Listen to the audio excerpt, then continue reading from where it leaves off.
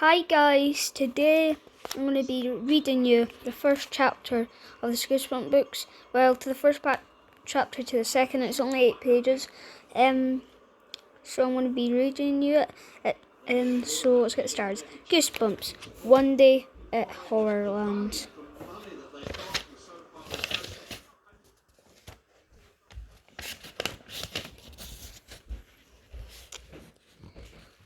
As we entered the gates to Horrorland, we had no idea that in just a few hours we would be all lying in our coffins. I'm the calm one in the Morrison's family. Everyone says, "Lizzie, you're the calm one." I'm trying to tell the story calmly, but believe me, there's no way. We had never planned to go to Horrorland. In fact, we never heard of it. The 5 of us were squeezed into Dad's little Toyota on our way to spend the day at the zoo. Dad had messed up and left the map at home, but Mum said the park would be really easy to find when we got close to the park. Mum said there would be lots of signs to direct us, but so far we hadn't seen a single sign. Dad was driving and Mum was beside him and the front. I was squeezed in the back with my little brother, Luke, who is 10, and Luke's friend Clay. It wasn't the best place to be. My brother cannot sit still for a second, especially in the car. He just has too much energy, and he's totally goofy. The longer we drove, the more restless Luke became. He tried wrestling with Clay, but there really wasn't room.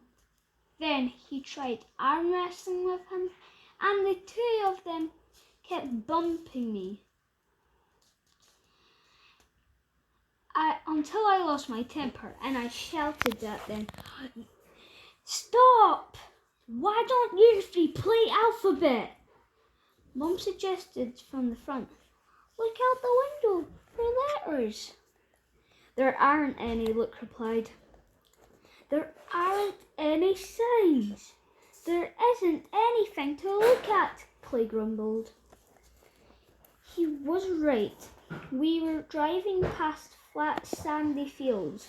There were a few scraggle trees here, and the rest was all desert. "I'm going to take this turn off," Dad announced. His thin blonde hair. "Haven't I already taken this turn off?" Dad is the only blonde in the family. Mum, Luke, and I all have strange black hair and blue eyes. In fact, Dad doesn't look as if he belongs in the same family. The 3 of us are tall and thin, with very fair skin, and Dad is short and kind of chubby, with a round face that's almost pink. I tease him all the time because I think he looks a lot more than a wrestler than a bank manager, which he is. "I'm pretty sure we've already been here," Dad said unhappily. "It's hard to tell. It's all desert," Mum replied, gazing out of her window. "Very helpful," Dad muttered. "How can I be helpful?" Mum shot back. "You're the one who left the map on the kitchen table." "I thought you packed it," Dad grumbled. "Why would it be my job to pack the map?" Mum cried. "Break it up, you two," I interrupted once they started fighting. They never stopped. It's always best to interrupt them quickly before they really get into it. I'm the mad pincher, Luke cried. He let out a gruesome horror movie laugh and started pinching Clay's ribs and arms. Ha ha ha ha ha, he went. I hate Luke's mad pincher routine more than anything.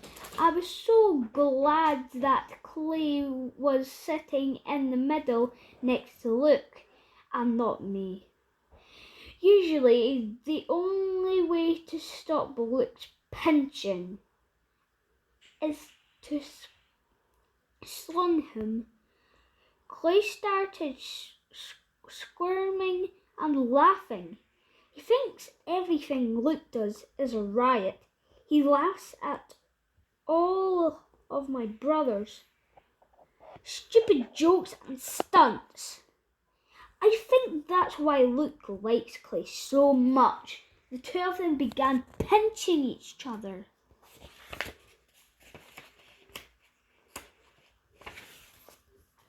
Then Luke shoved Clay into me.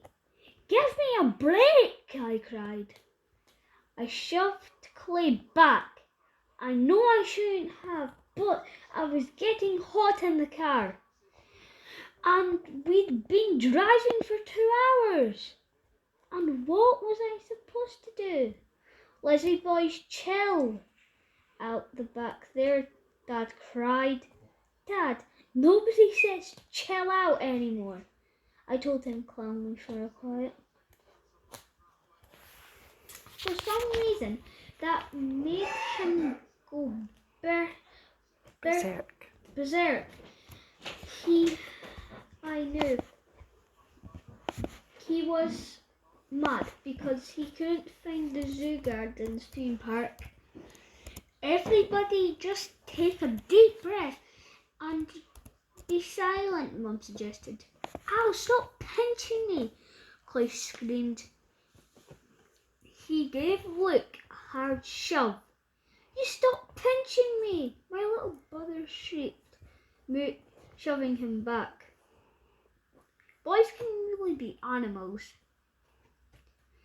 Hey, look, a sign up ahead, Mum pointed, as a large green sign came into view. Luke and Clay stopped fighting. Dad leaned forward over the street wheel, squinting through the windshield. Does it say where the park is? Luke demanded. Does it say where we are? Clay asked. The words on the sign came into view as we drove past it. Read the sign for rent. We almost let out disappointed groans. The mad pincher returned. Ha ha ha ha ha! Luke cried. He knows when to quit. Scowling, I have to turn around and get back on the highway if I can't find it. I think you should have asked someone for directions, Mum suggested. Ask someone, Dad exploded. Do you see anyone? I can ask. His face was bright red again.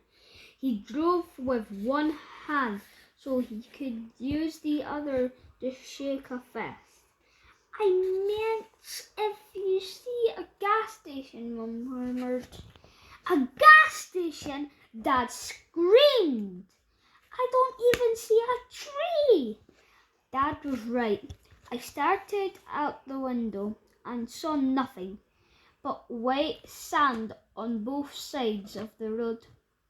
The sun beamed down on it, making it gleam. The sand was so bright, it nearly looked like snow. I meant to go north, Dad muttered. The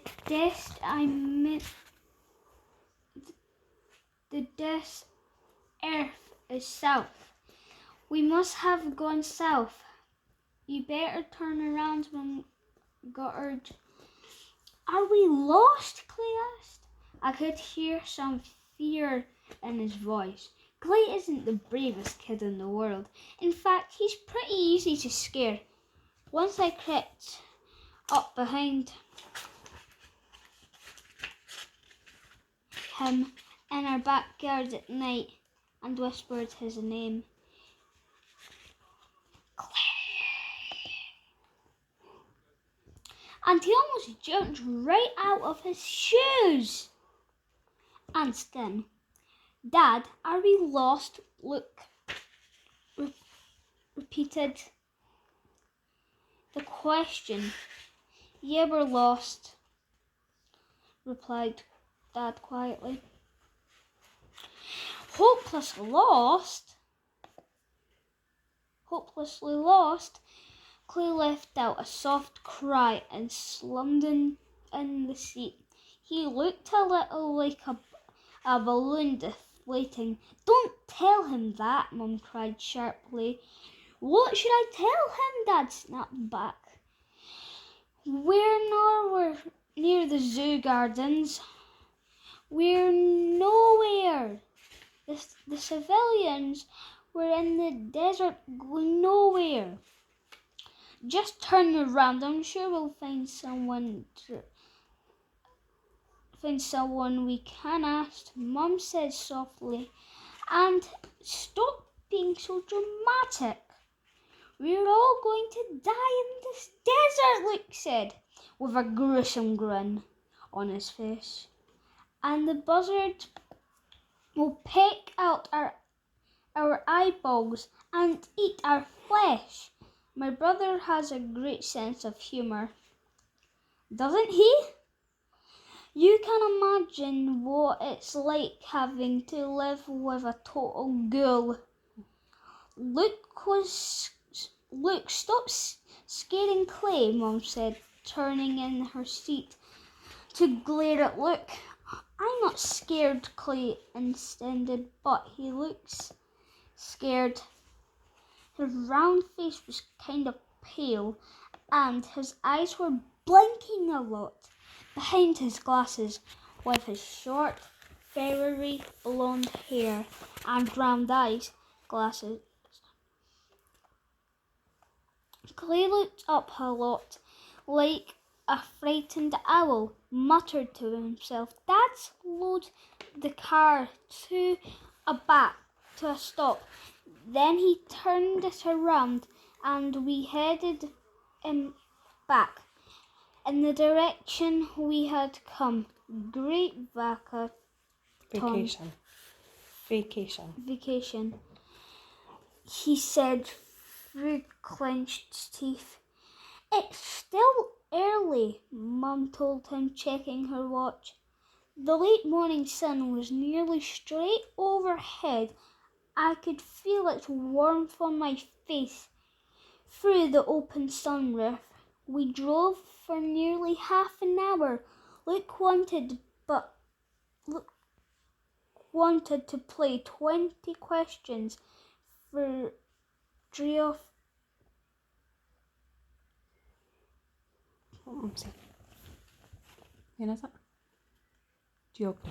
Geography with Clay, but Clay modestly said no.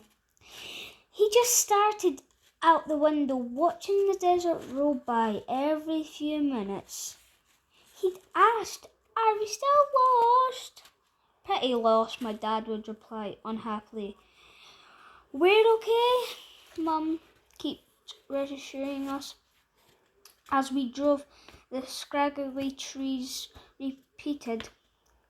Then after a while, the sand gave way to darker fields dotted with the trees and low shrubs, and sat silently, my hands clasped in my lap, staring out the window.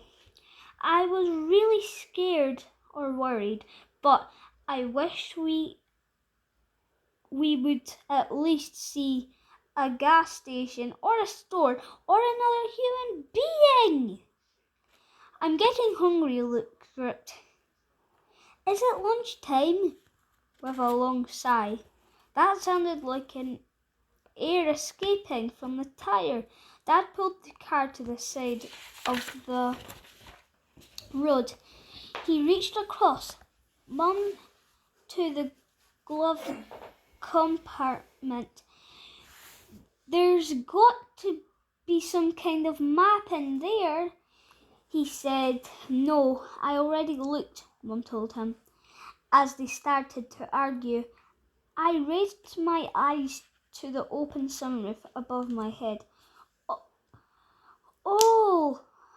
I let out a cry as I saw the hideout's monster staring down at me, lowering its enormous head, about to crush the car.